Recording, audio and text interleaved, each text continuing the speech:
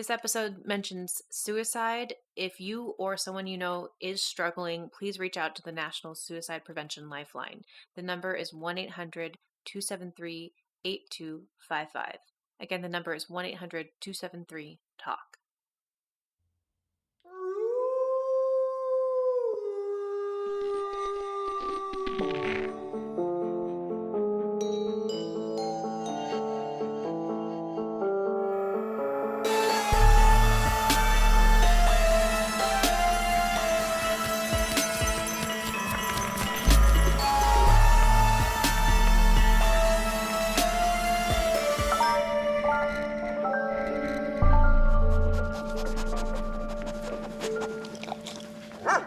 Greetings, mournful mutts. I hope you're ready to prostrate naked for this episode. I'm Rob Pasercha. I'm Devin Shepard. And I'm David B. Jacobs. And we are Cadaver Dogs. And I am so fucking excited for this episode. These movies are so brutal. And they make you kind of cry a little bit when you watch these. I thought you were going to say you were so tired, which also makes me want to cry a lot. Yeah, I'm fucking tired. Daylight savings is a sin, and we should just get rid of that shit. Before we get going on our private lives and all those activities, please follow us on our social media accounts at Cadaver Dogs Pod on Instagram and Twitter. Our Twitter has been blowing up thanks to Devin Shepard. She's fucking awesome. And our Instagram is really friggin' cool. Yeah, check out, oh my God, the Monster Mondays and the Transformation Tuesdays are freaking creepy, thanks to Rob. Yeah, I still haven't figured out the Instagram code because sometimes I post a GIF that's stupid and it gets like 4,000 views. And other times I post something that's cool and it gets like 20. So yeah, Instagram, make up your fucking mind. Instagram sucks anyway. So I've been going through a move and it's a fucking nightmare looking for apartments. You always think you're getting ripped off no matter where you go. And right now I might be living above a something. It's a big, giant question mark, whatever business they're going to put downstairs. Oh, like one of those rotating restaurants. I hope not. I hope it's just a convenience store. But I don't know. Maybe it'll be like a barbershop that's crazy. You mean where you're living now or where you're moving to? Where I'm moving to, yeah. You found a place? I think so. We applied to it, yeah. It's cool. Right down the road, I didn't know man. That. Sweet. Congrats. Yeah, hopefully by the time this episode airs, our next recording, I'll be in some like soundproofed closet or something. Because, lo and behold, I actually have a fucking closet. I can put bodies in there.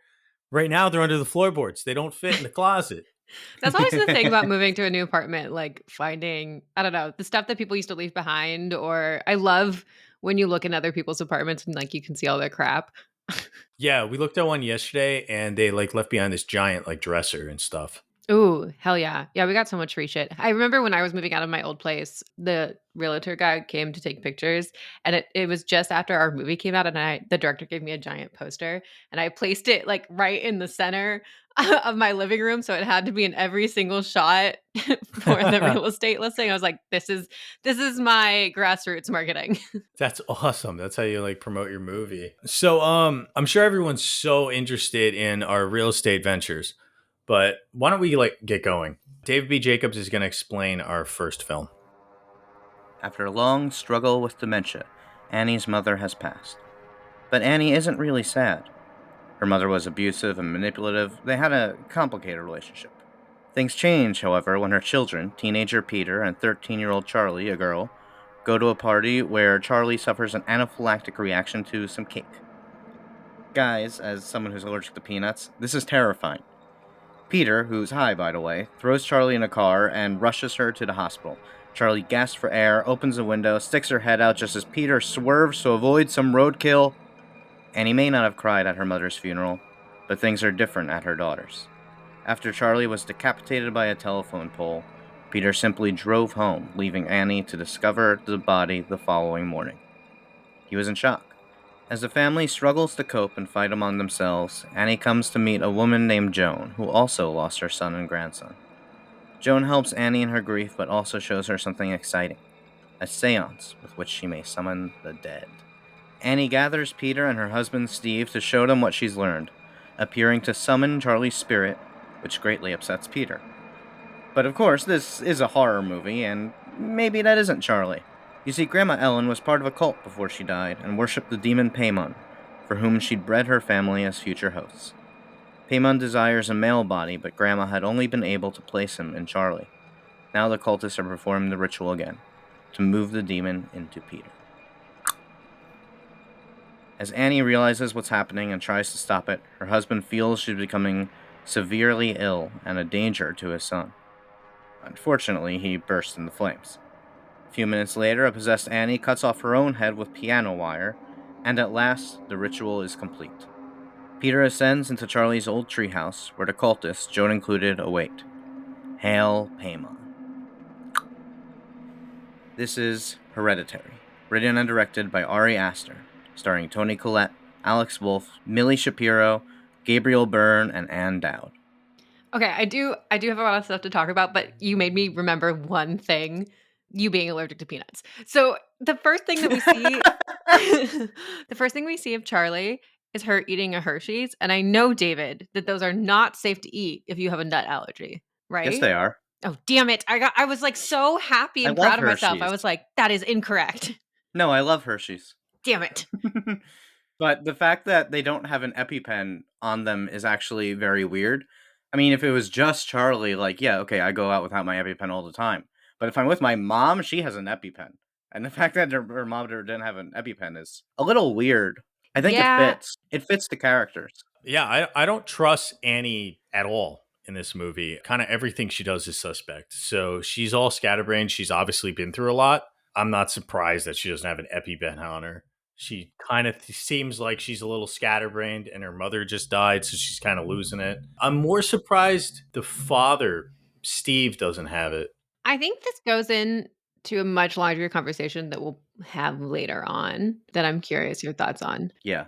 It should also be noted Charlie is not just allergic to peanuts, she's allergic to nuts. I think she's also allergic to tree nuts. Yeah, and she eats walnuts at the party. Oh, is it walnuts? I thought it was pecans. I think it was walnuts in the brownies. That's usually what goes in chocolate.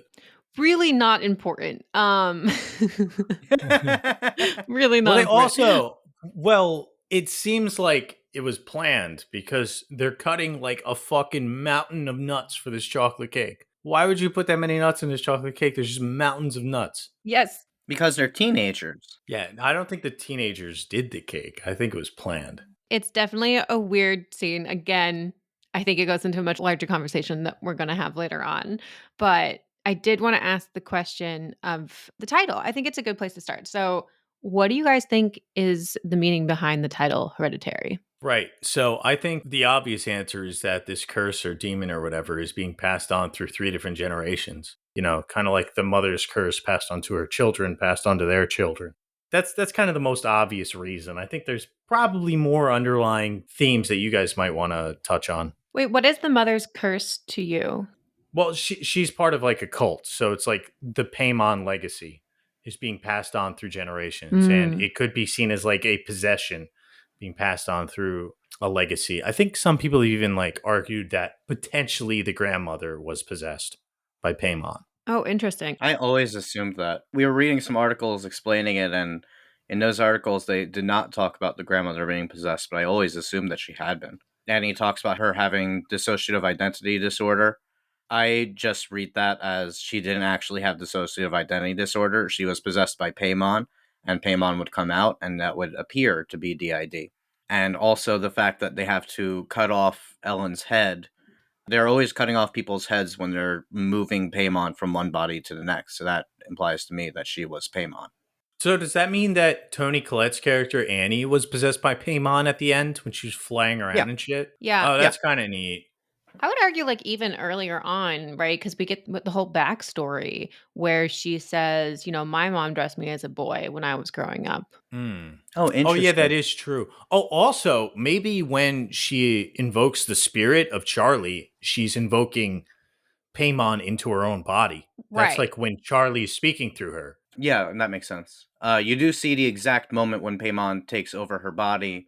Right after Steve bursts into flames, there is like that light thing just flashes across the screen, and Colette's face changes. That is her getting possessed. Yeah, that's true. Yeah, I don't know. It's kind of both. But I think, yeah, that light thing is like the signal to even suggest when Alex Wolff's character Peter is possessed. Yeah. Right, because he also gets possessed, yeah. But he's showing signs of possession before then. That's why it's kind of like that's like the full possession. I think there's kind of like Yeah. there's like mid possession and then there's like full possession. I think you might be right about that because possession rules are never explicitly explained, but they're kind of weird. Like, we always assume that Charlie has been possessed at some point, but she never acts possessed. She never acts like Paimon. When Annie is possessed, she cuts off her own head. Charlie needs to be killed. What do you mean she doesn't act possessed? Because there's only one side of Charlie we ever see. Because Yeah, exactly. seemingly she's possessed before the movie has started. And she acts bizarre as fuck. Like she's a social outcast who, instead of hanging out with friends, would rather cut the heads off birds and make weird ritualistic toys. Cut the heads. Yeah. Yep. So there's this big like decapitation idea, kind of like a head transplant type of symbolism of like switching bodies, the same brain on different bodies, maybe. Aster refuses to explain it. I love that. But it's interesting that you say that Charlie needs to be killed, and I think this goes into kind of what we were talking about a little bit. The question of if Charlie is possessed and therefore decapitating herself comes into play here of like, is everything predetermined? Like we were talking about with the walnuts or the pecans or whatever the fuck they are. It seems like that's on purpose. And then we were talking about the lack of the EpiPen, questionably maybe on purpose that they forget to bring it. Like everything seems a little Mm-hmm. too convenient. And this goes to something that I saw actually the first time in this watch is the pole that decapitates Charlie actually has the Paimon symbol on it. Hmm. Yeah, it seemed like everything was kind of predetermined and that all the characters are just kind of funneled into this. I've seen it described in one of the articles you sent, I think Devin, was that this is from the viewpoint of the sacrificial lambs. It's not from the viewpoint of the people performing the ritual. That's why we're never really going to have a full answer to all these questions because it's like being seen from the person whose head is in the guillotine, not the executioner dropping the guillotine. Kind of, but I don't know if I agree with that fully. And I know Aster said that, but at the same time, what we're saying, or what I was saying with the predetermined of Charlie's decapitation, is that she is Mhm. possibly possessed and therefore decapitating herself with all, like, she is aware of what's happening. And therefore, she's not so much the sacrificial lamb because she is the demon at that point. She is Paimon Mm. already. Wait, Well, you I think that mean, she killed herself? I'm confused. Unaware, maybe yes. it is a crazy plan. So there has to be some sort of like supernatural angle to get her to stick her head out the window at that exact moment. When the guy's driving past a pole. And come on, like, she takes that big slice of cake with obviously you can see the nuts in it. She's not dumb. Maybe She's she is. 13. As someone who has allergies, I absolutely believe that that is possible. It's easy to overlook things sometimes, especially when you're a kid. I think that if she hadn't stuck her head out at that exact time, then the cult probably had like 3 to 5 backup plans. There's a part later in the movie where, as part of the ritual, Joan has to show Annie the seance and how to summon Paimon in the guise of Charlie. But what would have happened if Annie hadn't called Joan, if she hadn't taken that bait? Well, there was also, we see, an invitation to a seance that goes to their door, which Annie ignores.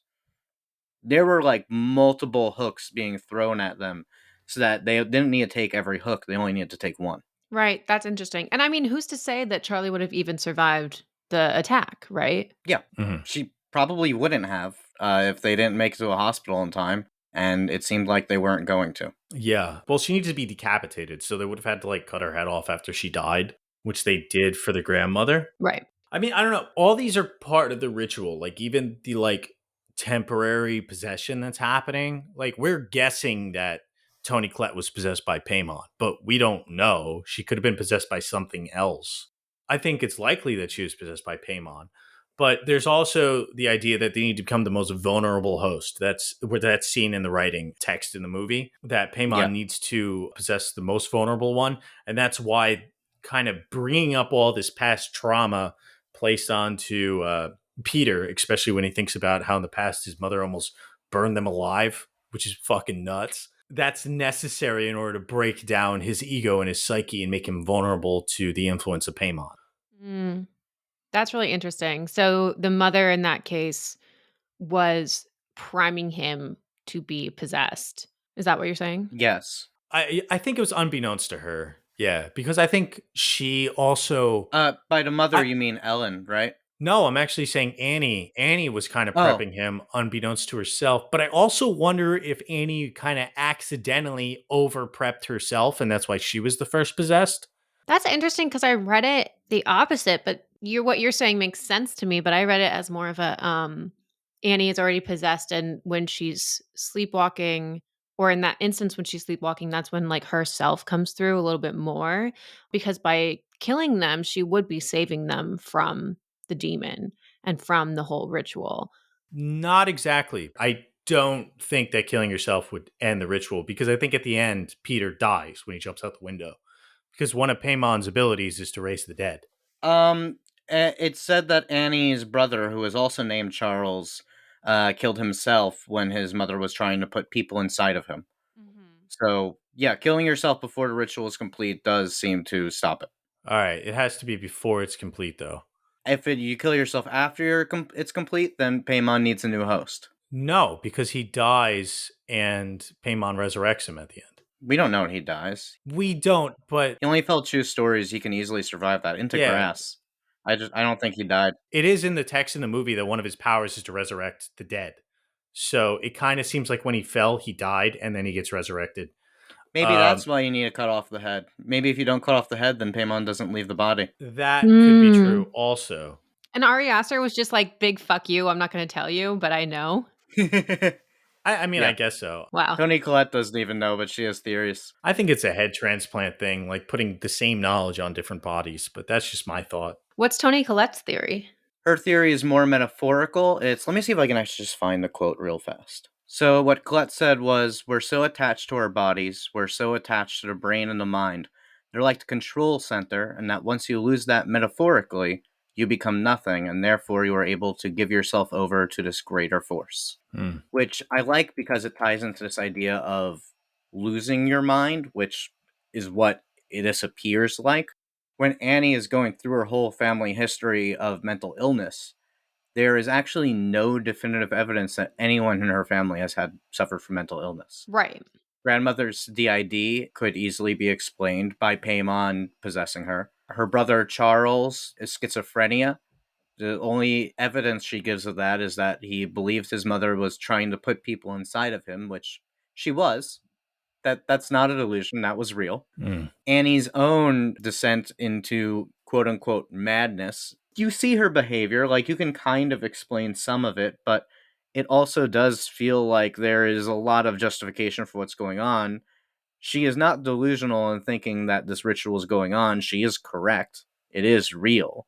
Yeah, it's interesting because I never read that as like these people are actually suffering from those mental illnesses. I always read that as like those are excuses that the mom or that, society Yeah. explains to talk about their possession, which, happens a lot in the real world too. If you believe in being possessed, a lot of people call it, well, that's schizophrenia, that's, seizures, that's, they have all these medical terms for it. Yeah, I don't believe in possession at all. But yeah, in the movie it's I think it's pretty obvious that it's real in the world of the film and these psychological diagnoses are false. Hey, Rob believes it really happened this time. Well, yeah, I mean, well, there's no hint that it didn't really happen. That's not implemented in this one. There's no question. Sorry, Daniel wasn't real. And it was clearly real. But it is worth noting that a lot of the origin for these myths and ideas of possession that we have come from a misunderstanding of mental illness in like centuries and millennia ago. They people didn't really understand the mind, and when people would act quote unquote crazy, instead of actually doing research into that, people would just justify by saying, "Oh, this person is possessed, let's perform an exorcism." Right. Yeah. Hmm. No. Yeah. Totally. Or like, oh, this woman's horny. She has hysteria. Yes, Yeah. hysteria, which is basically the disease of being a woman. Yeah, it is really interesting if we talk about like antiquity because often people with severe problems were accused of being supernaturally influenced, whether it be a witch or some sort of like demon possession. But that also gave rise to like the demon fighters or the wizards or shamans or seers or whatever that were able to remove the demons. So there's kind of like this mixture of medical and religious infusion with all kinds of medical practices. So science and mysticism were interlinked in a way that they hopefully aren't too much nowadays. Although we do still see inklings of this in like hyper religious people who don't believe in doctors or whatnot, or like my Mm. wife's country where there are still shamans who put spiders on people's heads when they lose their souls. That's in the country of Bhutan, which is a pretty common practice there. I'm learning. Yikes. So, speaking specifically of the deity Paimon, it's thought that he is the kind of reincarnation for the West of an ancient Mesopotamian deity who was a woman. And then they were changed into a male to kind of become king, and then later changed into a demon. So, it was like a demon king of hell. But this idea of like demons is always a negative force is kind of like a manifestation of like Judeo Christianism. It wasn't necessarily the case in Greek antiquity. Demons could have been kind of just seen as a supernatural, not quite God type thing. In one of the videos I was watching, they even claimed that Socrates, in some texts, said that he had a personal demon who would sometimes speak to him to tell him not to do things, but never to talked him to do certain things. So what's kind of neat about the movie is this sex change of the deity itself, which is mirrored in wanting to have a male host. So Paimon literally changes from one body, which is female, into a male body. Yeah, it's really Yeah. interesting, and I think it talks a lot about, I mean, the history of payment itself, like you just explained, is really interesting, but what they do in the film of having to have the, like, female mind in the male body is interesting, and I think it talks a lot about this, like I think this was in the same article that we read. It talks a lot about the patriarchy in a sense of, like, the power essentially comes when you're a man and appearing male, Oh, yeah. but it also says women kinda maybe have a better mindset, perhaps, perhaps, perhaps? I mean, the main cultists of the movie are women. The grandmother and Joan are both women, and those are Yeah. the main cultists that we're introduced to. Mhm. So I want to talk about that because the movie seems to state that in the family unit, the women a lot of the time have the power. So as we see, the grandmother and the mother Hmm. have like basically full power over the situation. Steve kind of pretends to have some sort of sway over things, but ultimately nothing he does has any kind of real consequence. Steve is so pure. Even when he stands by like rigidly, he's like, I have to protect my son. He doesn't actually do anything. Well, that's because he dies. He doesn't do anything. He doesn't accomplish anything. No, he was about to institutionalize her. If you don't believe in this stuff, like rightly, he should have her see a doctor. Actually, he should probably see her That's what he was doctor about to do, but then he died. even. Yeah, I know, but I am going to defend Steve. I think Steve is great. They don't give him anything to do. He does nothing. I don't think any of the three of us have had the experience of being married to someone who is slowly losing their mind, which is what he thinks is happening. Basically, a deep rooted mental illness is surfacing itself after the death of their daughter. He is also dealing with the trauma from losing his daughter, and now he's losing his wife as well. I think we can cut him a lot of slack and understand where he's coming from, and I don't.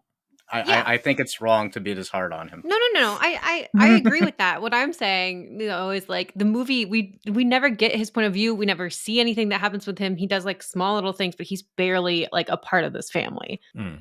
He comes across as just very depressed to me. Oh, interesting. I didn't get that at all. I get the impression from the beginning, before his daughter dies, that he's very depressed, and he has a lot of problems with his wife, and he probably has problems with Charlie too, because Charlie's really fucking weird. So I don't know. I don't think Oh, he knows how to deal with that. she's I not think he weird. also has problems with expressing himself. There's a scene in the car when he's driving Peter home, which I noticed actually also mirrors when Peter is driving Charlie. They're sitting in the same seats. Peter is sitting in Charlie's seat, and Hmm. Steve is sitting in Peter's seat. But Peter's asleep, and Steve just finally breaks down crying after nearly missing a red light, and you just see everything come out. I think that he's very much feels like he has to be the man of the house. He feels like he has to be in Mm. control, but he has no idea what the fuck to do because there is no right answer in this scenario. Like, what the fuck do you do when your wife is? Yeah, no, this Yeah. Yeah. actually does relate a lot to my life right now. That is a really good scene because you can see how him almost messing up driving, he can like instantly relate to his son. How easy it is for something insane like that to happen, and how he feels like the kid shouldn't burden the blame. So I think that's him empathizing with his son in that scene. But I agree that he kind of has to be the strong character, and that does fall on family members because no one else is taking up that mantle, and no one else is capable of taking up that mantle at the time. Unfortunately, he's up against the king demon prince of hell, so he's kind of fucked. Yeah, Yeah. but that's not his fault. He's not doing anything wrong. Yeah, okay. What, Devin?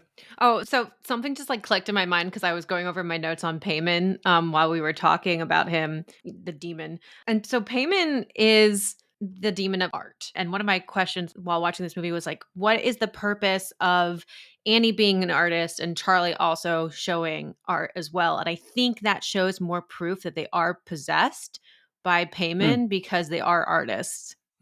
They're also very morbid artists, both of them. The Dollhouse's theme, I love the Dollhouse's theme, and this is the watch where I think I understood what it is doing and why I like it. For me, it's the first shot of the movie. You're moving in on the dollhouse, and it sort of sets up what a shot looks like when we're in a dollhouse, and then it keeps returning to that throughout the movie.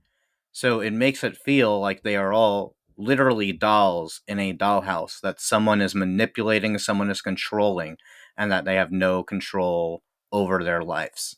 Yeah. So there's a part in the movie toward the beginning. They're reading Heracles in English class, which we won't get into too much, save for the fact that there is a giant chalkboard reading themes in the first 10 minutes of the movie. So, I'm going to pause and write it all down. It feels like when I see that giant chalkboard, I just feel like the director is winking at us. So the first of those themes is escaping fate. And the teacher explains that Heracles, and by extension, the Graham family, never had a choice. So, let's answer his question. Does that make it more tragic or less tragic? That makes it more tragic when you kind of know what's going to happen in the beginning. Old tragedies in ancient Greece, often you were told the ending of the story before it started. Hmm. So that happened with like Oedipus, for instance, one of the most famous tragedies of all time. We know that he's going to sleep with his mother and kill his father, and then we watch him do Hmm. it, which makes it more tragic because you know what's going to happen. Hmm. I would argue this movie, the first time viewing, you probably don't know what's going to happen, but their fate is inevitable. And we see this because they're all the pawns of this cult ritual. Yeah, And that's Mhm. shown in the dollhouse. They're all dolls. Devin. Yeah, no, I totally agree with that. I think it is more tragic. I mean, thinking back at some other films that do it, American Beauty being the first thing that comes to mind is like we know he dies. Oh, And the whole thing is like a little more tragic that way. yeah, he was a creep.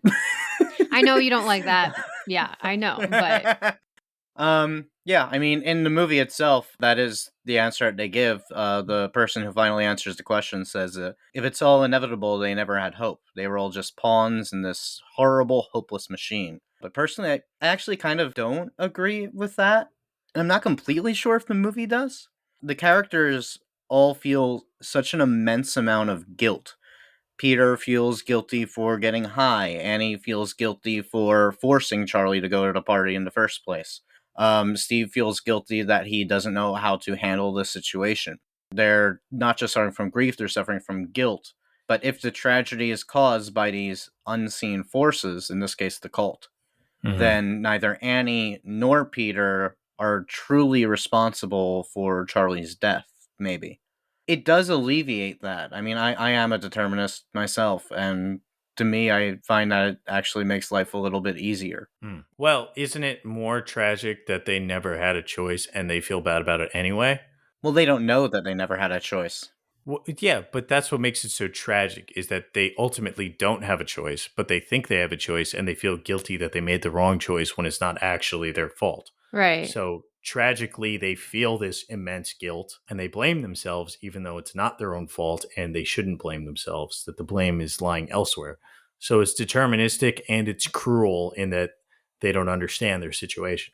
Now, there is this theory, which Devin had alluded to earlier, that I never thought about until she brought this up, that Annie is, at least on some level, aware of what is happening. That growing up with her mother, she probably knew a lot more than she's letting on, although maybe she just didn't believe it. Hmm. So there is that chance that Annie's almost reluctantly going along with the plan to some extent. She ostracized her mother for a while, and that's why they weren't able to get into Peter when he was younger. Hmm. But I think, what's the exact quote? Annie says, I gave her Charlie, Mm-hmm. something Yeah. like that. Yeah. Yeah. Well, yeah, I think you're definitely right because she's the one constructing the dollhouse. She is definitely aware Yeah. that they are pawns, even if it's on a subconscious level. Yeah. Or even if it's on a fear level, like, what if my mother wasn't crazy? Hmm. Mm-hmm. Yeah, that makes sense. I'm still in the camp of that she is possessed with Paimon. Mm. I think at the end, yeah, that's probably what happened. Yeah. Which would fit into like her being aware of everything that's going on. Yeah. So I think this is a good point to switch over to our next film, which is equally as devastating, if not more so. And I think it actually is the reason why this fantastic film has such low reviews. Giving us the rundown is Devin Shepard. The lovely Creed family has moved from the big city to rural Maine. Everything seems perfect. Mr. Creed has a new job, the house is beautiful, the neighbor Judd is just a lovely old man, and their two kids, Ellie and Gage, are healthy and happy. But there's one thing about this town that's a little, I guess, deadly is the right word. See, there is one main road that all the truck drivers speed down, killing anything that gets in their way, mostly pets.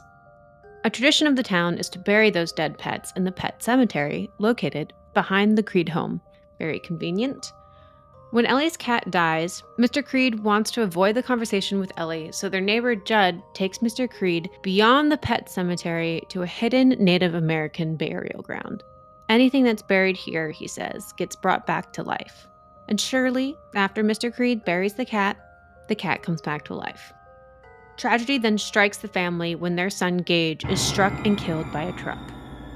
Distraught, Mr. Creed does what else but bury Gage in the Native American site.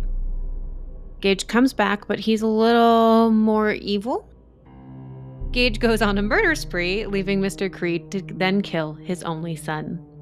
This is Pet Cemetery, directed by Mary Lambert. I don't want to be buried in a pet cemetery. Yeah. I thought you were going to go with that's a mean road there. Yeah, what the hell's up with Judd, man? Why does he tell them about the pet cemetery when he knows all the horrible things that have happened in the past with the pet cemetery? It kind of seems like he just sets up the Creed family for disaster. Okay, right? Do you mean the main pet cemetery, or do you mean the ground beyond the pet cemetery? The ground beyond the pet cemetery, Okay. obviously. Yeah. But does Judd kill the cat? Because like the cat is just found on his lawn. I really doubt he killed the cat. It looked like it just got smashed by a truck and went flying onto the yard. I don't know. I don't know. Yeah, I had never really considered it. I mean, you're right that it's kind of weird that the cat is just on his lawn, which is not usually what happens when a cat is run over by a truck. Yeah, it kind of looks like that it walked over there, right? Like if it got hit and then purposely Yeah. went over to Judd's. There is nothing to suggest from my read that Judd would do that. Like, he's never malicious in any way. That would be really out of character for him, I think. Well, Yeah, see no. that's what I'm wondering though, because he he sabotages the whole thing. He's the inciting incident. He's the reason why they start bringing dead shit back from the grave and fucking stuff up, and he knows that it never goes well. Like he even knows, like, yeah, my dog was fucked up. I'm like, then why'd you bring back their cat?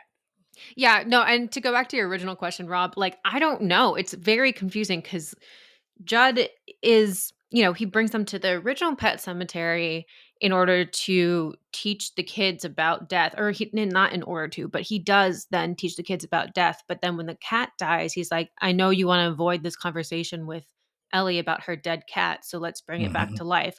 So it seems like he has really conflicting ideas about what he wants and how he wants to like interact with his family. So Judd has lived in this town for his entire life, yes? Yeah. Yeah, I think so. Yeah. I mean, he brought his dog back when he was a child, so yeah. He's been there for longer than the highway's been running through the town. I think he has seen this town go through a lot of changes over the years. And now he is very old. He's probably in the last years of his life at this point. It doesn't seem like he has any family, any kids, or anything like that. I kind of interpret it as just he wants the culture of the town to live on past him. That if he dies, then the secret will die with him, and he doesn't want that. I think that's a Mm. really interesting point, and I think it falls in line with his character and just people of that age group. They kind of want some sort of legacy of theirs to live on, even if it's just through knowledge. Yeah. But I also think the more horror story angle is that the evil of the cemetery is infectious, and Mm. it's kind of the ancient Indian burial grounds, evil spirits or whatever. Perhaps are even vengeful spirits who are angry about the industrialization by Westerners, the overtaking of their land, and this is kind of their way of getting back at them. Mm. Or perhaps it's an even older evil spirit that the natives were wary of, that even they didn't want to touch this thing. I think either is kind of in the sphere of possibility. Yeah, because this thing is like pure evil. When Gage comes back, he immediately kills Judd and then goes after his Yeah. mom. And it's like immediate. He also wears a dress. It's a burial gown. Yeah, but he's a Oh, boy. Why does he wear Yeah, a burial gown? it's a thing. I didn't know that. Okay. Well, I think it's a scary horror movie trope, kind of, that just boys dress as girls when they kill people. It is. That is a trope. It's a somewhat offensive trope, but it is a trope. I got to push back against that because there is a lot of evidence of American serial killers wearing women's clothing when they do it, especially the ones in the early 70s. You Oh, have so you like think that's where it's Kepler, stemming you from? have Ed Gein. Yeah, it kind of has this historical backing. Ed Gein didn't really do that. That was a myth. He definitely, I think he had women's skin belts and shit. But the other like more offensive thing that this movie specifically does is cast a male as Rachel's sister. Hmm. Yeah. Mm. And Mary Lambert was like, "Oh, I just didn't think she's supposed to be 13." She's like, "I didn't think 13-year-old girls could play scary enough." And I'm like, "Didn't The Exorcist come out before this movie? It wasn't that like 10 years ago? What the fuck are you talking about?" I'm okay with that because I got to tell you, Zelda scared the fuck out of me when I first saw this movie. I couldn't sleep for like a week. Yeah, scary, but like you could find a woman to play that scary. Come on. I don't think anyone could have scared me that much in that role. That scared the shit out of me when I was a kid. So I think it's perfect. Sorry. I'm okay with mixing gendered races. It's like when Tilda Swinton played the dude in that movie. Okay, but not when the purpose is because it's supposed to be scarier. Like, I think that's the issue here is that she was like, it's scarier if a guy plays a woman because then it's all about your perception of gender then in that sense. Well, it does make Mm. it, there is kind of like a creepy factor of like, there's something not right here because there's just a lot of things that don't add up. Right. Like Zelda's entire condition. What does she have exactly? Spinal Polio? meningitis. Yeah, Oh. spinal meningitis, except she doesn't have spinal meningitis. That's not what spinal meningitis is. It's a made up disease that they called spinal meningitis. I don't Mm. think it's made up. I think he It just has like similarities, but yeah, Mm. it's just not well yeah, he just didn't do researched. his research. Yeah. Yeah, Mm. in reality, it would have killed her a lot faster and also would have been really contagious. So Right. it doesn't make any sense. I thought she had like tetanus or polio or something, but just based on the symptoms. I mean, to me, again, I don't need any of my horror movies to be medically accurate. I don't care Yeah, as long they as they're explicitly call it scary. spinal meningitis. Yeah, but Zelda really scared the shit out of me when I was a little kid. Really So did. I agree with both of you to some extent because Zelda is absolutely the scariest part of the movie, and Hmm. she's fucking fantastic. But I also agree with you, Devin, that when horror movies do this, it does seem to be suggesting that we should be afraid of transgender people, and it does instill Yes. that into our subconscious. Yes. So you are right. It is absolutely an offensive trope as well. Oh, That's exactly it. you think she looks like she could be a trans person, and that's scary. Yes. No, it instills the idea that a man dressed as a woman is scary. Or a man Hmm. presenting as a woman, I should say, is sca that's not even, like, the right I know I'm not saying the right thing here, but you get what I'm No, saying. I do get what you're saying, and I think it falls in line with the Gage Creed thing because he dresses in a dress at the end. And you're like, wow, that's scary. But didn't we just It's just establish that weird. he's not dressing in a dress and that that's not anything to do with that at I all? think Devin and I disagree on that point, but It's still a I'm not dress. I sure. don't disagree that it's not a dress. Okay. It's still a dress, yeah. Hmm. Gown is a dress. It's the same thing. Yeah. It ooh, I did have a point about the horror movies needing to be medically accurate. Say it. Say it. Yeah. Okay. I think it's interesting that you said that you don't care if, or you don't mind if your horror films aren't medically accurate, because like normally I would have agreed with you, and then when David was like, this isn't spinal meningitis, here's what spinal meningitis is, and I did some initial research and saw that so many people had a bad reaction to this film, just like terrified of spinal meningitis, and then like actually watched people go through it and they were like offended that the movie portrayed it this way because Hmm. it gave this perception of like fear and horror about this disease that isn't as horrible as it is portrayed in the film. And the people Hmm. like suffering it don't look like Zelda. Yeah, but isn't it kind of worse because it's more infectious than it is in the film? So isn't it in reality more deadly and more infectious? It is curable if you catch it early on. It moves very quickly, but if you catch it early on, then it's curable. I think there's also a vaccine for it, maybe. And we should say moves very quickly, as in it's likely to move very quickly. It's not all the time. Yeah. You can die within the first 24 hours to 10 days later. I think it's 24 hours after the symptoms appear that You can. yeah. Jesus Christ, it's worse than the movie. Yeah, I mean, but yeah, but you don't but people who suffer it don't look like this. You know, they don't and I think a lot of people were like, yeah, the way that Stephen King describes it in the book too, like that's not what it's like. And so every time someone says I have spinal meningitis or I had it, everyone like imagines fucking Zelda. Like, could you imagine people thinking that you're Zelda? Mm. Well, yeah, I mean, I get that, but there's also, like if you have like herpes, people like imagine the worst possible case of it, when in reality, a lot of it, the symptoms are super mild. Yeah, I'm gonna blame that on our sexual education there. Yeah. Our misinterpretation of herpes. I mean, I get it. I assume some people might be offended by it. But again, I think movies that set out with a purpose, that purpose trumps pretty much everything else they're doing. And Pet Cemetery is good because it's scary. The way I will partially defend the Zelda stuff is that it's not told in a straightforward way. It's not an omniscient narrative in those scenes. It is specifically Rachel recalling her memories. And I just interpreted that she has exaggerated the frightening aspects of it because it was scary Mm. for her, Right, and Yeah. which she was a is child. reasonable. Yeah. Yeah. Yeah. I understand her being afraid, and I it's legitimate that she was afraid of it because she didn't understand it and was not given proper guidance. I really appreciate how the film comments on the neglectful nature of her parents. Like that is a Yeah. point of contention Mhm. within the marriage. Is like your parents suck. It's kind of typical of a Stephen King narrative. It is very well thought out. All the characters are really well developed, and the world is very cohesive. And I think that's really to the strength of this movie. I also like how nothing they do is like easy. It doesn't feel like anything's like kind of coincidental, Mm. to me at least. And that actually would be one of my charges against Hereditary. The one thing I don't like is that she very easily is like, who's this woman? Oh, it's in a photo album in my desk. Like, had she looked through those beforehand, the setup wouldn't have worked. And it was very easy for her.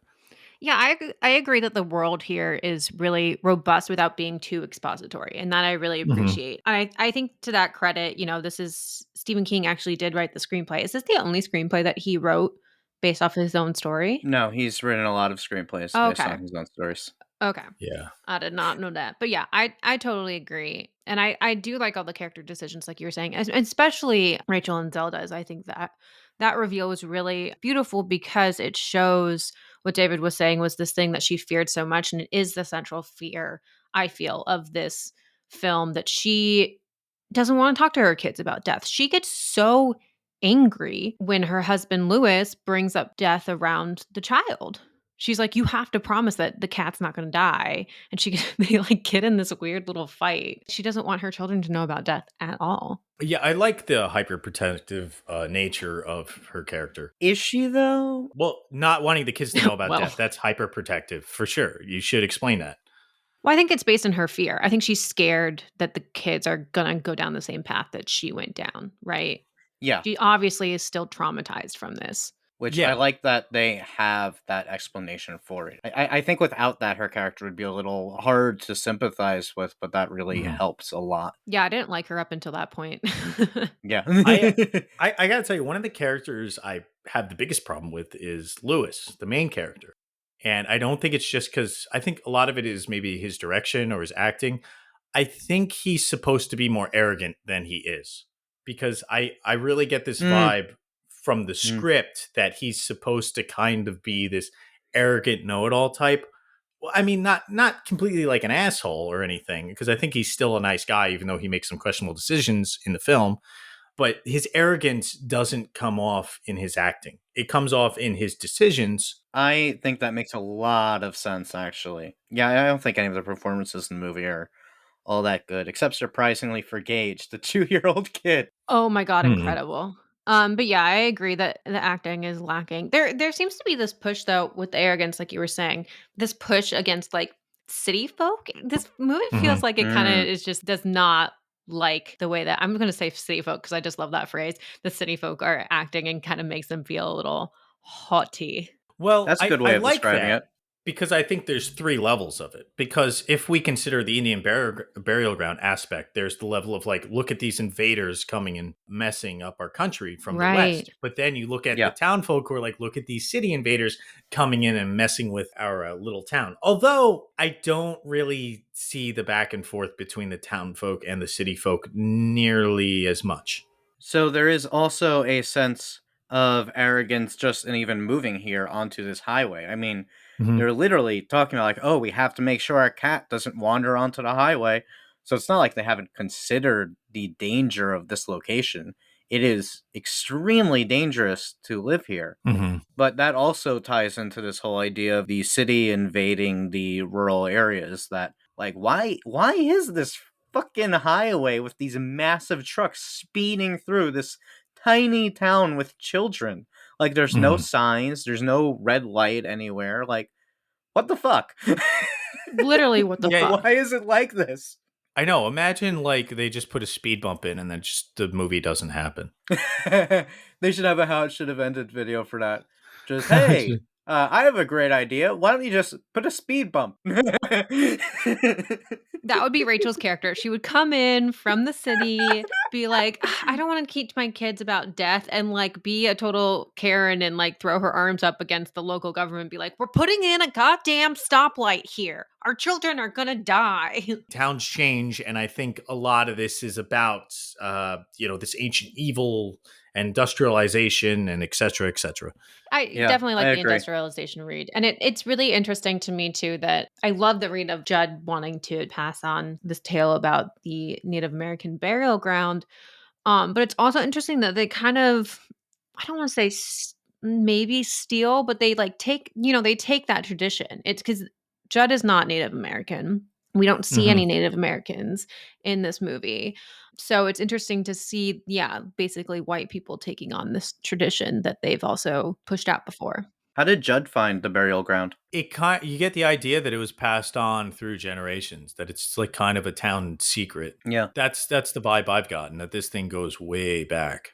Yeah, but while we're talking about like some slightly problematic tropes in the movie, the Native American burial ground is definitely one of them. Why? Why is that a problem? Because it tells you that the Native American religion is something other and strange and scary. Not necessary. Well, I mean, it depends on what angle you're viewing it from. If you're viewing it from like the industrialization one, then I don't think it's necessarily problematic. It's also not explicitly explained that this is part of the Native American religion. It could be something Native Americans worry of. And I think it's more interesting that we're not giving like a lame framing angle from a Native American character. That does help, but I think the question of like what is this evil is really how it ties into this being a bad trope, because what this evil is perceived as ancient Native American spirit, because it's coming from the burial Yeah. ground. Yeah. Yeah, definitely. I don't find these tropes using villains, for lack of a better term, any kind of ancient evils from different societies as bad, for instance. Like the movie The Ritual, I mean, which uses a Norse deity as a villain, is like really interesting. That's something we don't see very often. Or like Antlers that uses our skinwalker. What the fuck are they called? Wendigo. A Wendigo. Yeah, those kind of things. Can we talk about Pascal? We have to Yes. talk about Pascal. Yes, please. Yes. What was your guys' reading on Pascal's character and his importance to the story and the spiritual realm? So I like the way Pascal's presented, because this idea of like ghosts in dreams only is a very, very old one. It dates back to like the Odyssey with Ulysses, because he sees ghosts in his own dreams in that. So this idea of that's kind of the space where the living and the dying, the veil is thinnest. And that's where you can have this kind of communication. So I like how Pascal is kind of this guardian angel force trying to fight against determinism, which is a type of character we don't have at all in Hereditary. Yeah, this is a different kind of determinism. This isn't someone is manipulating the actions. This is everything is predetermined. This is going to happen. There are supernatural forces at play.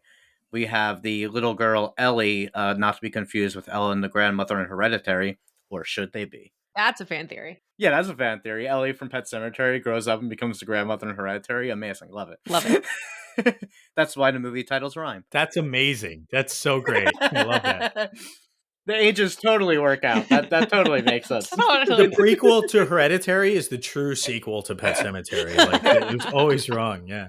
But yeah, what I was saying, Ellie has like The Shining or something, that she just gets these visions of what is happening across the country, or sometimes even in the future. She like sees her father bringing Gage back to life before it happens. I don't agree, because I think it is Pascal. I don't think that she has a shining because it's Pascal telling her what's going to happen, and so it's more of Pascal having the shining and the ability to talk to her through his death, which is interesting that he does know what's going to happen after he dies, and his rules are kind of interesting because he can come to you in dreams. He speaks and appears to Louis Creed, the dad. And it seems like Rachel can kind of maybe hear him, and Ellie sees him in her dreams. Yeah, they all interact with him to some degree. Yeah, there's one point though where he's like, I can't go any further.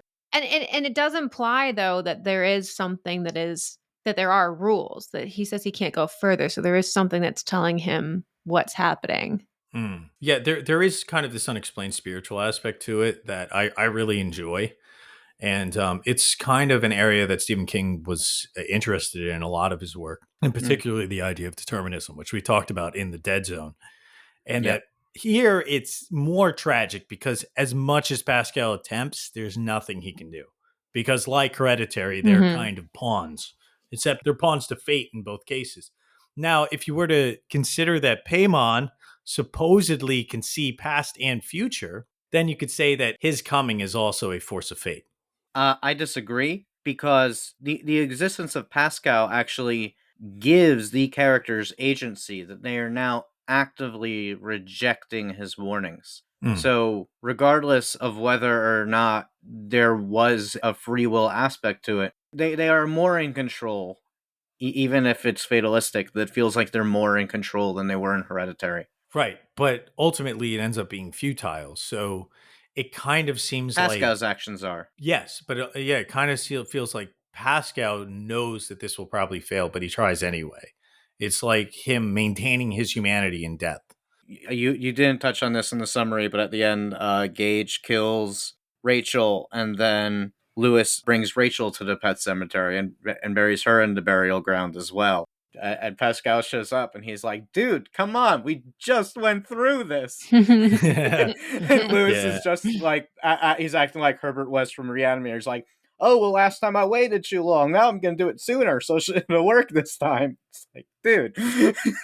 And it's implied Rachel kills Lewis, and that, Yeah. what's her name, Ellie? Yeah. Wakes up screaming because her whole family's killed. What a tragic movie. It is a really sad movie, and poor Ellie, she's already suffered so much grief, and we see that with her little brother, and then we aren't going to see it with her parents, but she's gonna fucking suffer. If we're good to start talking about grief here, I think that this is the main theme for both of these movies. Yeah, agreed.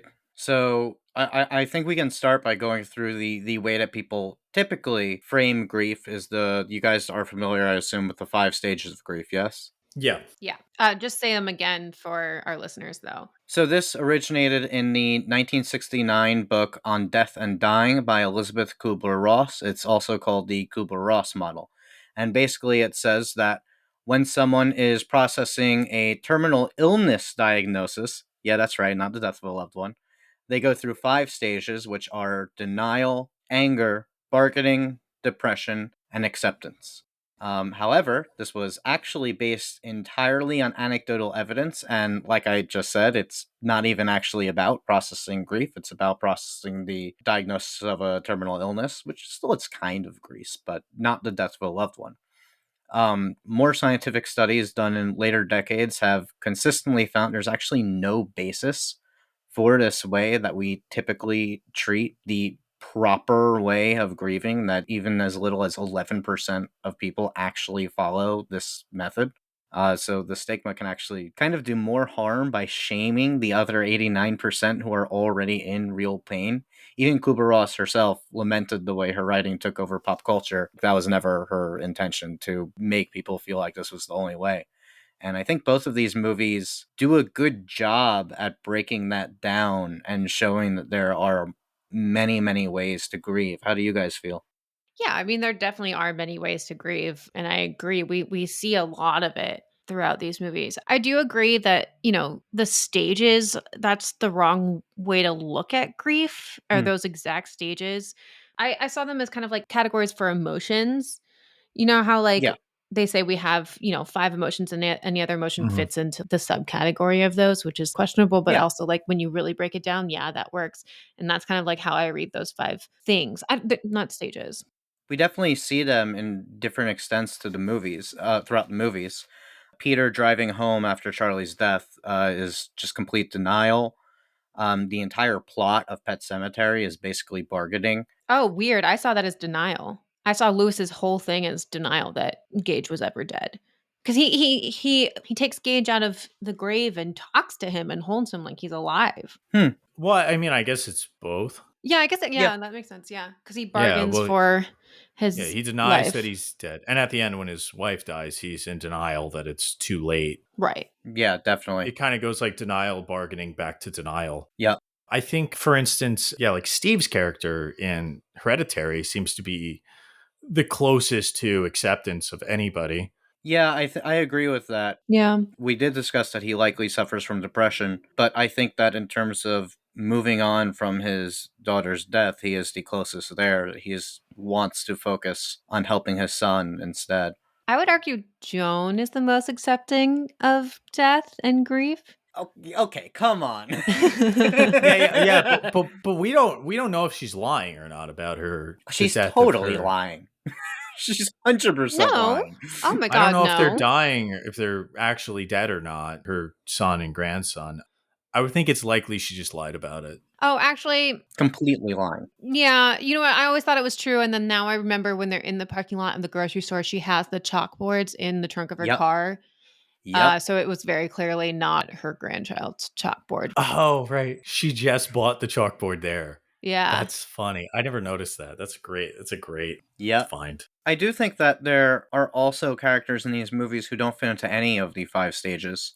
That specifically Annie's grief of her mother's passing and Rachel's grief of her sister's passing. Neither of those fit the model at all because they're both kind of not sad or even happy about it. And that is something that is very, very much left out of the model completely. Yeah, Rachel running out and screaming, Zelda's dead, and she's happy about it. But then she feels guilty about it after the fact is really interesting. It's also Hmm. interesting that later on in her life that makes it so she doesn't want to expose her children to death at all because her experience with death is just so disturbing and traumatic. Yeah, and she does keep saying, like, is Zelda dead yet? Is Zelda dead yet? Yeah. But it almost feeds into this idea that she's kind of accepted the death before it ever happens. Yes, I think that is very much true. It was a terminal illness. It's the same case in Ellen in Hereditary's death, the Mhm. grandmother's death, that she was also suffering from dementia and was clearly sick for a long time. But it was also just a complicated relationship with her daughter. And I love this moment when they get home and Annie just turns to Steve and she's like, should I be sadder?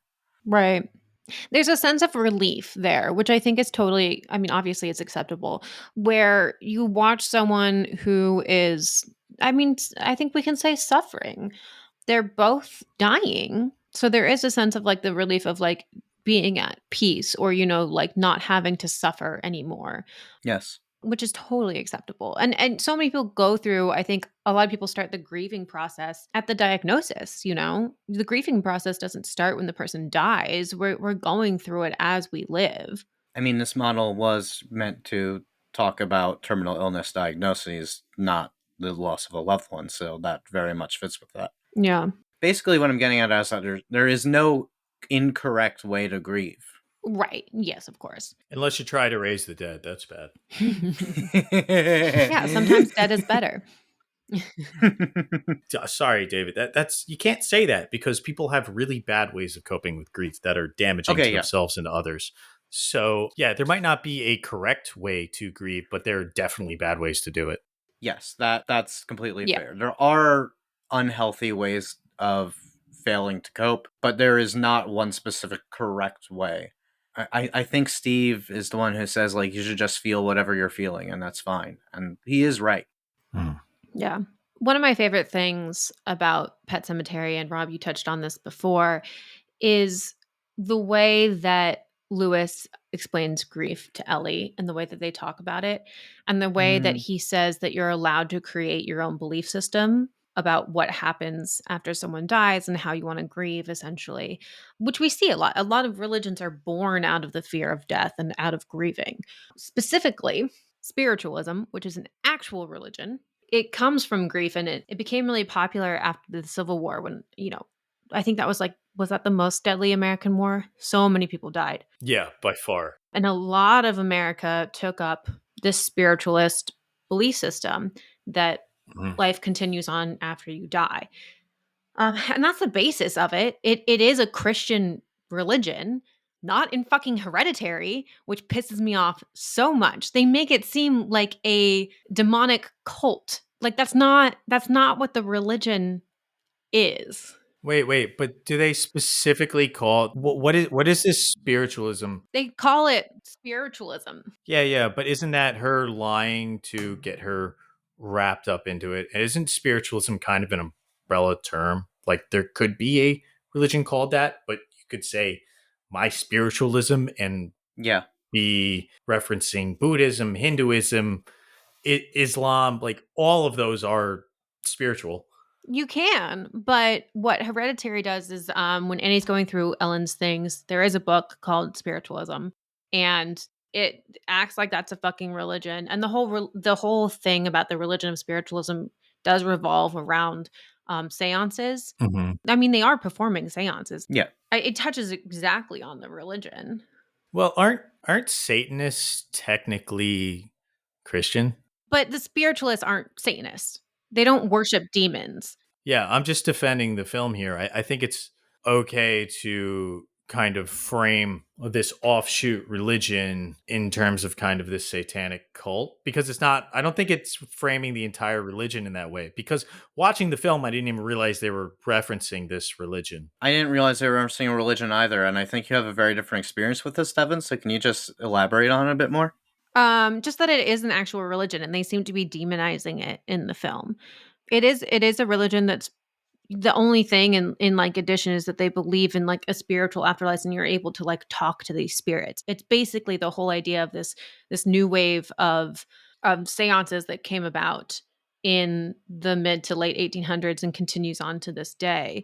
But it's not like in Hereditary, they have the group members like say we reject the Trinity, and they're like literally worshiping this demon Paimon that Aleister Crowley like fucking worshipped. Like it's a different idea of what they have. I was just angry at the fact that they used the word spiritualist and spiritualism at all as a religion it's portrayed as.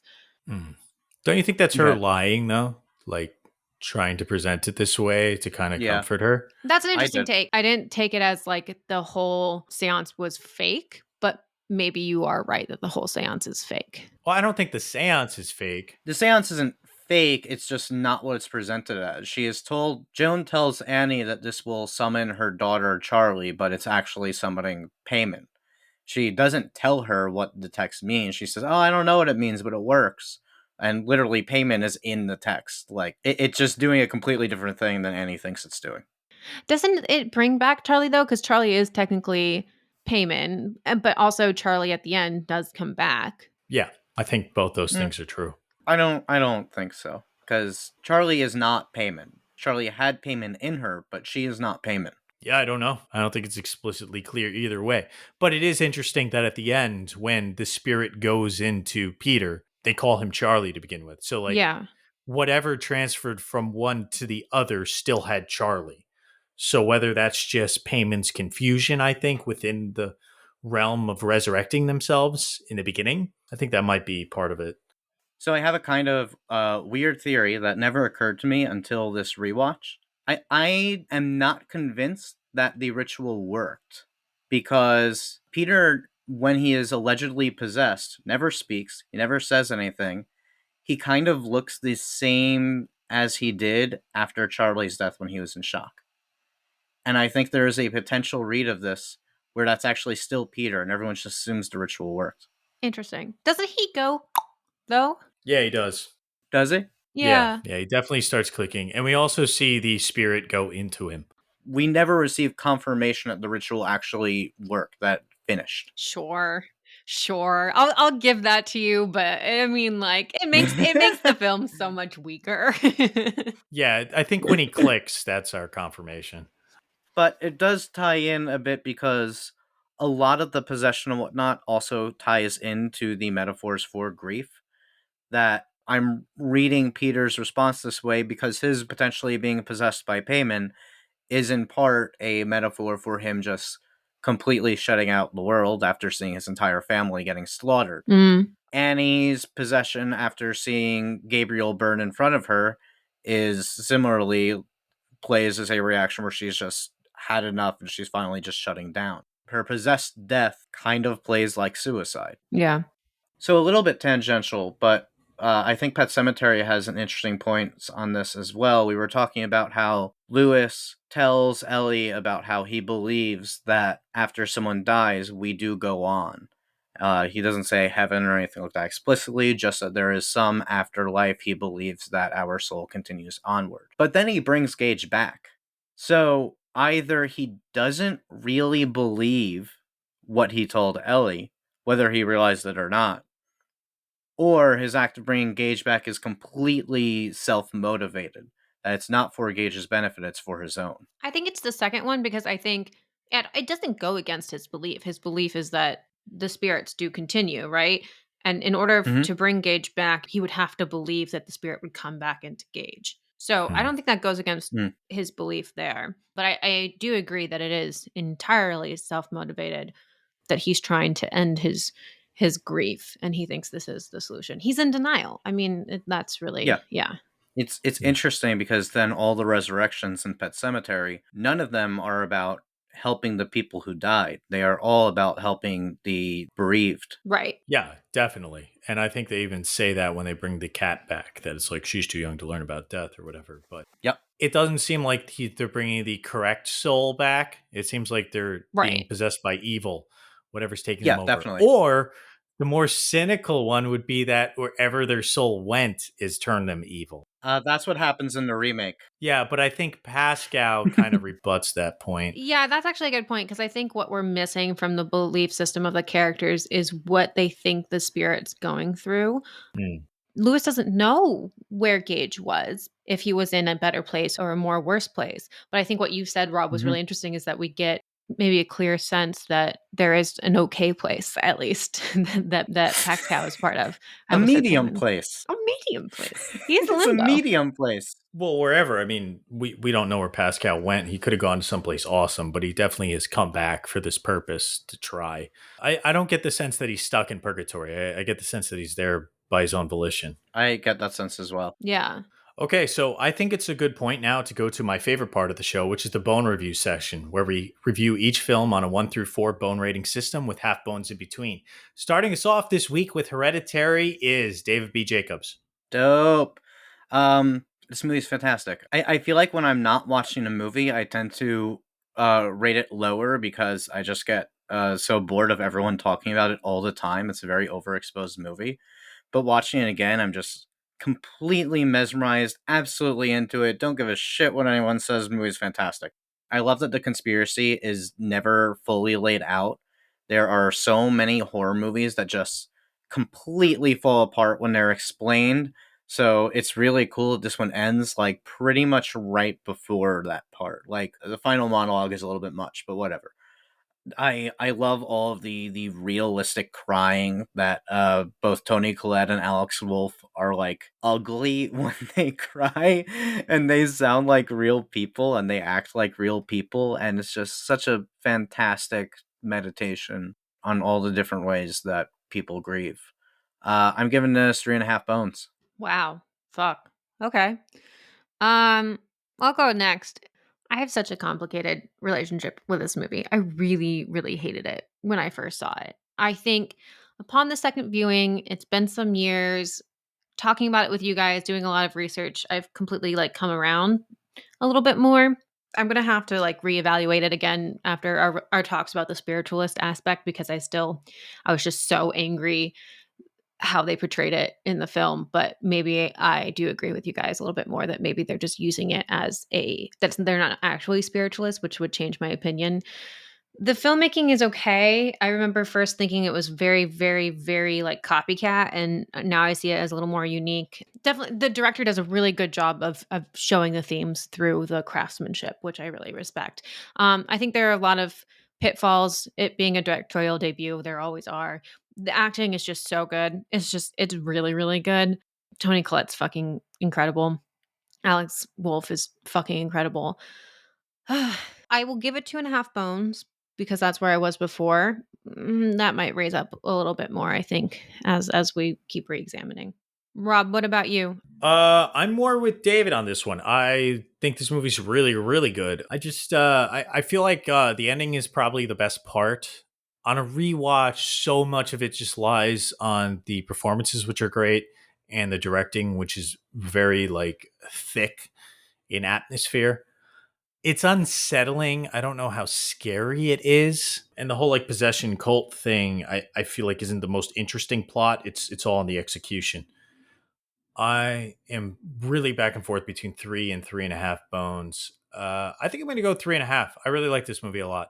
I think it's a very good horror film, like very, very good. David, what do you think of the original Pet Cemetery?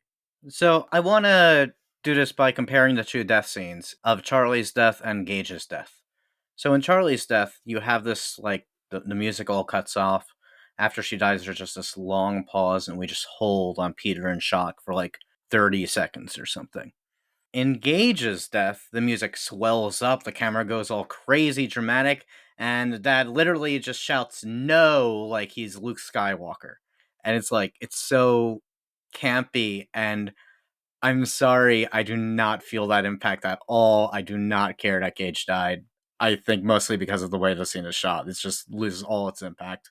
It's really weird that Gage is the best actor in the movie. I mean, we know that Miko Hughes is great because we saw him in New Nightmare, which we covered back in October. I don't love this movie. This is going to be weird, but I actually might prefer the remake, if that's allowed. That one has more of an exploration of the experience of being dead, and it has like all the existential dread that goes along with that. It's not they just become back possessed. It's They come back and they're like, there is absolutely nothing beyond the grave. And it's horrifying, and I don't want to go back there. And I just think that that's more interesting. I still like this movie. The scares are really effective. The effects are really good. And the idea is really cool. It's kind of just an updated version of, is that short story The Monkey's Paw, the one where they have 3 wishes and one of them is to bring the kid back from the dead, and then the other parent is like, no, don't do that, it's gonna come back different, or something like that. It's a great short story. But yeah, I'll give it 2 bones. Wow, that's harsh. Devin, what do you think of the original Pet Cemetery? For Pet Cemetery, I agree. There's so many great things about it, but I think for me, all the good things about it really come down to the story and the characters. And that all comes from Stephen King. And I wish I read the book, but I didn't. But I'm sure it all comes from the source material. He does do a really great job with the screenplay, which is surprising. I always am surprised when authors of books that are several, 100 pages can whittle it down to a 2-hour screenplay. That's talent right there. The acting is cheesy and the structure's a little off. Also, a problem I have with Hereditary is the structure. And it is a little TV movie. I love Fred Gwynne so much, or however you say his name, like so much. I love Judd. I love what he brings to that character and how he takes it upon it. The death scenes are cool. I do feel a lot, and the story is really cool. I'm gonna also say 2.5 bones for Pet Cemetery. Wow, you guys are nuts. I mean, but I guess you agree with a lot of the like critical review at the time. I think I'd talked to people in the past, and they'd said they didn't like the movie because they kill a baby in it, and I'm like, I understand that. That's like traumatic. I do agree the direction and the acting are not the best, but maybe I'm more forgiving of those aspects of films because I love a lot of horror films that don't have great acting. So I only think it adds to the experience. It doesn't necessarily take away from the experience. But I also have a lot of nostalgia because Zelda literally kept me up at night for like weeks when I was a kid. But I'm rewatching it because I've seen it like 4 or 5 times. Pet Cemetery is great. It's scary. It's got a fantastic storyline. It's really cool. It has all the elements of like a good horror story. And in that regard, I almost think it's better than Hereditary because I feel like Hereditary is kind of lacking in like the overall story elements, but it's a really fun, creepy watch. I guess I'll give it the same score. I'm going to give it 3.5 bones. I think it's like one of the classic, iconic horror films for a reason. Wow. Well, anyway, that wraps it up for this week. I hope you guys, you can stand up now. You don't have to prostrate naked anymore before the holiness of the Cadaver Dogs podcast. Hopefully, Paimon has not possessed you, and hopefully, if he has, you are sitting upon your mountain of riches that he has bestowed upon you. Goodbye. The soil of a man's heart is stonier